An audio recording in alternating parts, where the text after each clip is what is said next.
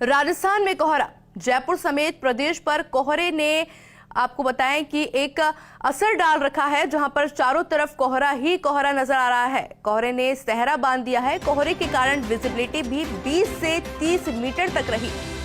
ओस की बूंदों से वाहनों से लेकर सड़कों तक राजस्थान भीगता हुआ नजर आया, जहां पर सुबह सुबह भी नजारा इसी तरह का देखने को मिला, जहां पर ओस से विजिबिलिटी बिल्कुल कम हो गई। राजस्थान में कोहरा छा जाने से जनजीवन प्रभावित हुआ।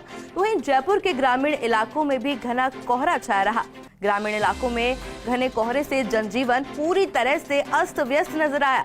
वाहन चालकों को भारी परेशानी उठानी पड़ी, भारी समस्या उठानी पड़ी। तो वहीं प्रदेश में सर्दी के मौसम में 2-3 दिन हो चुकी मानसून जैसी बारिश, ऐसे में तापमान में भी गिरावट दर्ज की जा सकती है।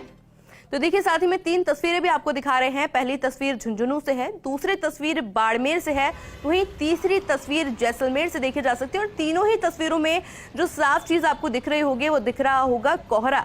यानी कि राजस्थान इस समय न सिर्फ शीत लहर की चपेट में है, बल्कि कोहरे की चपेट में भी राजस्थान इस समय देखा जा सकता है।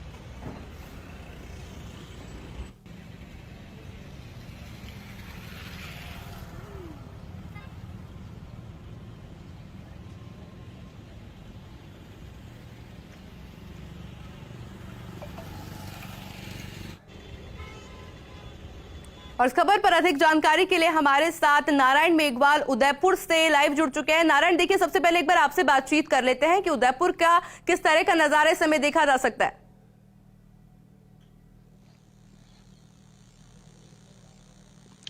देखिए आयुषी, उदयपुर के ग्रामीण इलाकों की अगर बात करें तो 2 दिन पहले जो मावठ हुआ था, उसके बाद में अब मैं खेत के यहाँ पे खड़ा हूँ, जहाँ पर फसलें देखिए अभी भी जमीन पूरी तरह गीली है। इसके साथ ही देखिए फसलें एकदम पीली पड़ चुकी है। मावठ से किसानों को काफी नुकसान हुआ है। दूसरी बात, आज अगर मौसम की करें तो आज मौसम एकदम बादल उमड़ घुमड़ कर जो नजर आ रहे हैं, उसी तरह बादल उमड़ घुमड़ कर सामने आ रहे हैं। और इसी वजह से बिल्कुल बातचीत करेंगे। तस्वीरों में साफ तौर पर देखा जा सकता है जहां पर फसलों को काफी नुकसान देखा जा सकता है। कमलेश, आपसे बात कर रहे हैं, हमारे साथ हमारे सहयोगी कमलेश जुड़े हुए हैं माउंट आबू से। कमलेश, वहां की एक बार बात कर लेते हैं, क्योंकि देखिए घना कोहरा भी इस समय देखा जा सकता है। किस तरह की स्थिति है वहां पर?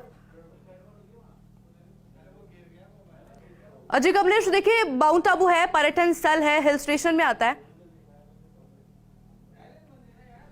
जी बिल्कुल आयुषी, माउंट आबू का परिदृश्य आज कुछ अलग नजर आ रहा है, क्योंकि जहां पिछले दिनों मावठ की बारिश हुई तो आज मौसम यहां पर बेहद सर्द है। माइनस में आज टेम्परेचर पहुंच चुका है और कई इलाकों में बर्फ की लेयर देखने को मिल रही है। मेरे सहयोगी राज मेरे साथ दिखाएंगे कि माउंट आबू का आसमान आज एकदम साफ नजर आ रहा है और कड़ाके की सर्दी माउंट आबू में फिर देखने को मिल रही है, जहां उत्तर भारत के पर्वतीय जो पहाड़ी इलाके हैं वहां पर बर्फबारी का सीधा सीधा असर अब राजस्थान के कई इलाकों में देखने को मिल रहा है। तो माउंट आबू भी इससे अछूता नहीं। मेरे साथ यहाँ पर कुछ लोग हैं, उनसे बात करेंगे। सर, कैसी सर्दी है आज माउंट आबू? पिछले दिनों बारिश माने चल रही है, अभी 2 दिन से बारिश चल रही थी, अभी थोड़ा मौसम साफ लग रहा है। ठंड ज्यादा है आज? ठंड ज्यादा है। देखिए एक दृश्य यहाँ पर जो टोल नाके पर जो तैनात लोग हैं, कहीं ना कहीं सर्दी से बचने के लिए गर्म कपड़ों में लिपटे हुए नजर आ रहे हैं। हम बात करते हैं, कैसी सर्दी को फेस कर रहे हैं आप लोग? पिछले कई दिनों से माइनस में है। बहुत ज्यादा है सर, बहुत ज्यादा है। कैसे बच रहे हैं आप लोग सर्दी से? क्या क्या उपाय करते हैं? ऊपर से हीटर लगाते हैं, अंदर हीटर लगा रहे हैं, आग वाग जलाते हैं। आग जलाते हैं। देखिए ये जो तमाम लोग हैं, कहीं ना कहीं माउंट आबू में जो पड़ रही कड़ाके की सर्दी की वजह से जो अपने को बचाने के लिए प्रिकॉशन अपनाते हैं, चाहे हीटर हो या अलाव हो या गर्म कपड़े हो, ये तमाम चीजें यहाँ पर व्यवस्थाएं की जाती है। क्योंकि कड़ाके की सर्दी के बीच जहां पिछले दिनों मावठ की बारिश हुई और मावठ की बारिश से कहीं ना कहीं अब कह सकते हैं कि जो मौसमी बीमारियां हैं वो भी अपने पैर पसारती हुई नजर आएगी। प्रदेश बिल्कुल कमलेश जी, समझा जा सकता है कि जिस तरह से मौसम का मिजाज बदल रहा है, उसी तरह से साफ तौर पर मौसमी बीमारी भी अब लोगों को सताने लगेगी। तो देखिए जयपुर से हमारे साथ दिनेश भी इस समय जुड़े हैं। दिनेश, तो देखिए जयपुर का हाल इस समय देखा जा सकता है, जहां पर विजिबिलिटी बिल्कुल कम हो चुकी है, कोहरे का सितम देखा जा सकता है। क्या कुछ अपडेट है अभी जयपुर से?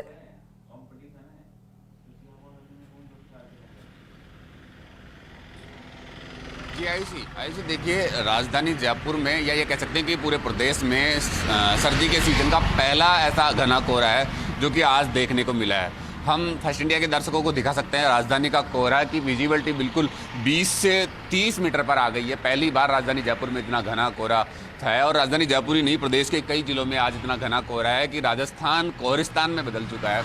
वाहनों की रफ्तार थम चुकी है, वाहनों की रफ्तार धीमी हो चुकी है, क्योंकि कोहरे के कारण विजिबिलिटी बिल्कुल कम हो चुकी है। 50 मीटर से नीचे यानी कि 20 से 30 मीटर के आसपास विजिबिलिटी हो चुकी है। तो ये दृश्य हम दिखा सकते हैं हमारे दर्शकों को, और एक रिक्वेस्ट भी हम दर्शकों को कर सकते हैं कि इस घने कोहरे के बीच वो वाहनों की स्पीड कम रखें, वाहनों की धीमी गति में चलाएं, क्योंकि कोहरे के कारण बिल्कुल विजिबिलिटी कम हो चुकी है। तो ये दृश्य हम आयुषी जयपुर का दिखा रहे हैं। और सर्दी की बात की जाए तो लगातार 2 दिन होने वाली बारिश की वजह से तापमान में तो बढ़ोतरी हुई है, लेकिन कहीं ना कहीं शीतलहर लगातार बरकरार है, और शीतलहर की वजह से तापमान की बढ़ोतरी के बावजूद भी सर्दी का असर बरकरार है, गलन बरकरार है। तो ये कह सकते हैं कि सर्दी का असर कहीं कम होता नजर नहीं आ रहा, लगातार शीतलहर बनी रहने की वजह से। और मौसम विभाग ने भी शीत दंश की चेतावनी दी है कि ऐसे में अगर कहीं खुले में रहना पड़ता है, आधे घंटे से ज़्यादा समय के लिए अगर खुले में रहना पड़ता है, तो हाथों को और सर को कवर करके रखना बहुत ज़रूरी है, क्योंकि शीतलहर की वजह से शीत दंश की पूरी संभावना बनी हुई है। हालांकि मौसम में धीरे धीरे अब बदलाव होगा, परिवर्तन होगा और सर्दी से राहत मिलती नजर आएगी, लेकिन वर्तमान जो परिस्थितियां बनी हुई है, बिल्कुल बिल्कुल दिनेश जी की तस्वीरों में समझा जा सकता है कि जिस तरह से कोहरे का सितम लगातार जारी है। तो एक बार फिर से हमारे सहयोगी नारायण हमारे साथ उदयपुर से जुड़े हुए हैं। नारायण, एक बार आपसे बात कर लेते हैं, क्योंकि देखिए लेक सिटी कहा जाता है उदयपुर को, पर्यटक बहुत आते हैं, टूरिस्ट के लिए एक बहुत अट्रैक्टिव प्लेस है। एक बार वहां की तस्वीरें दिखाइए, किस तरह की तस्वीरें एक बार उदयपुर से देखी जा सकती है।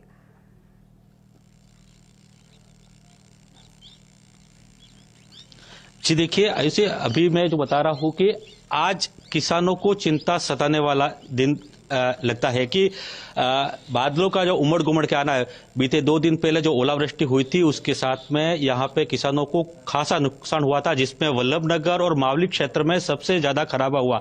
कल जिला कलेक्टर ने जनप्रतिनिधियों ने क्षेत्र का दौरा किया, वहां पर क्षेत्र के हालात जाने, और जल्दी ही क्षेत्र के जो पटवारी है इन सबको गिरदावरी कराने के लिए भी कह दिया गया है।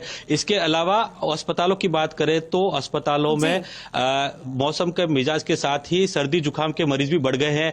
ऐसे में लेक सिटी में जो मौसम का जो बदलाव हुआ है उसके बाद में कई तरह की समस्या भी हुई है, और कुछ मौसम खुशनुमा हुआ है। दूसरी बात अगर करें तो ओलावृष्टि के बाद में एक दुखद तस्वीर भी आई है कि पक्षी बहुत मरे इस अजी नारायण, बिल्कुल देखिए समझा जा सकता है कि जो जिस तरह से मौसम का मिजाज बदलता हुआ नजर आ रहा है, मौसमी बीमारियों का डर भी और ज्यादा बढ़ गया है, तो वहीं किसानों की चिंताएं बढ़ गई है।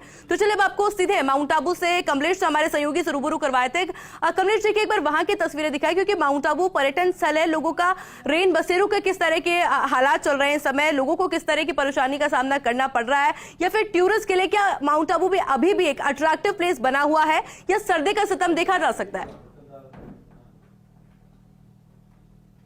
माउंट आबू की पहचान ही सर्दी है, और सर्दी की पहचान के चलते पर्यटकों का माउंट आबू में आकर्षण हमेशा ही बना रहता है। चाहे माउंट आबू में तापमान -7 क्यों न हो, टूरिस्ट माउंट आबू में होता है, क्योंकि इसी सर्दी को देखने के लिए टूरिस्ट माउंट आबू में आता है। क्योंकि माउंट आबू के आसपास के जो राज्य हैं वहां पर ऐसा कोई स्थल नहीं है जहां पर सुबह के समय आपको बर्फ की लेयर दिखे। तो माउंट आबू खास करके सर्दी के सीजन में अपनी अलग पहचान रखता है। इसी के चलते वीकेंड पर माउंट आबू में टूरिस्ट का रेला देखा जाता है। और खास करके बात की जाए तो इस वक्त जहां मावठ की बारिश के बाद माउंट आबू का मौसम बदला है और तापमापी का पारा फिर जमाव बिंदु के नीचे पहुंच चुका है, तो आने वाले कुछ दिन माउंट आबू में सर्दी भरे होंगे। इसके चलते जो सर्दी के देखने के जो शौकीन लोग हैं वो कहीं ना कहीं माउंट आबू का रुख करेंगे, और माउंट आबू की इस कह सकते हैं गुलाबी सर्दी का एहसास यहाँ पर अलग तरीके से होता है। मैं अपने दर्शकों को बताना चाहूंगा, यहाँ जहां सुबह के समय -7 तक टेम्परेचर चला जाता है और दिन में यहाँ पर गुनगुनी धूप होती है, और शहर का जो न्यूनतम तापमान है तकरीबन 16 से 18 डिग्री के बीच होता है। तो कह सकते हैं कि माउंट आबू सर्दी के सीजन में जहां कड़ाके की सर्दी भी महसूस होती है, तो दिन के समय गुनगुनी धूप का एहसास भी यहाँ पर होता है। इसीलिए माउंट आबू अपनी अलग पहचान रखता है, और माउंट आबू के अंदर जो इस सर्दी के सीजन में खास करके टूरिस्ट बिल्कुल कमलेश जी, समझा जा सकता है कि जिस तरह से सर्दी का सितम बढ़ रहा है, पर माउंट आबू में जो पर्यटक वहां पर पहुंच रहे हैं सर्दी का लुत्फ उठाते नजर आ रहे हैं। तो देखिए हमारे साथ हमारे सहयोगी प्रदीप भी झुंझुनू से जुड़े हैं। प्रदीप, देखिए वहां की तस्वीरें दिखाएं झुंझुनू से कि जिस तरह से लगातार बारिश हो रही है, ओस पड़ रही है, वहां पर फसलों के क्या हालात देखे जा सकते हैं?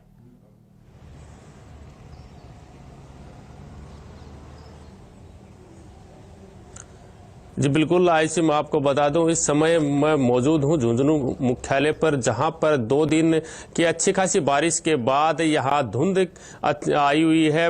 विजिबिलिटी की यहां बहुत अच्छी कमी है। यहां पर आप देख सकते हैं मेरे पीछे तस्वीरों में ये धुंध, घना कोहरा छाया हुआ है। अब ये जैसे वातावरण में नमी हुई, मौसम विभाग ने पूरा अनुमान जारी कर दिया था कि क्षेत्र में अच्छी खासी धुंध देखने को मिलेगी और इस नमी से किसान वर्ग है वो अच्छा खासा खुश नजर आएगा, क्योंकि पहले बारिश हुई है। और मैं आपको बारिश के बारे में बताऊं तो चिड़ाव क्षेत्र है वहां पर अधिकतम बारिश दर्ज की गई है, तो वहीं बुआना और मलसीसर है वहां पर बहुत कम दर्ज की गई है। इस बारिश से जो सिंचाई क्षेत्र है और बारानी की जो फसलें हैं उनमें अधिकतर फायदा मिलेगा। और जो किसान वर्ग है इसको थोड़ी चिंता थी शीतलहर से, उनकी फसलें जो खराब हुई थी वो अब फसलों में अच्छी खासी फायदा मिलेगा, क्योंकि ये फसलों में बारिश ने नेचुरल खाद का उपयोग किया है, तो उनकी आने वाले दिनों में फसलों में अच्छी खासी ग्रोथ का भी जी फायदा होगा। और मैं आपको बता दूं अगले 2 दिन तक झुंझुनू जिले में कोहरे का घना कोहरा छाया रहेगा और इससे तापमान में भी गिरावट दर्ज हुई है। यहां अधिकतम तापमान 20 डिग्री दर्ज किया गया है, तो न्यूनतम तापमान में 2 डिग्री का घटकर 9 डिग्री पर पहुंच गया है। और ये सर्द हवाएं भी 2 दिन तक आमजन को अपनी चपेट में लेकर ठिठुराती नजर आएंगी। जी आयुषी। बिल्कुल प्रदीप, देखिए समझा जा सकता है कि जिस तरह से किसानों को डर सता रहा था कि उनकी फसलें खराब हो जाएगी, पर अब किसानों को फायदा मिल सकता है। तो देखिए राजस्थान के अलग अलग जगहों से हमारे साथ हमारे सहयोगी जुड़े थे। हमारे साथ जयपुर से जुड़े दिनेश, माउंट आबू से हमारे साथ कमलेश जुड़े हुए थे, तो वहीं उदयपुर से हमारे साथ नारायण और झुंझुनू से हमारे साथ में जुड़े हुए थे प्रदीप। आप सभी का बहुत बहुत शुक्रिया हमारे साथ जुड़ने के लिए।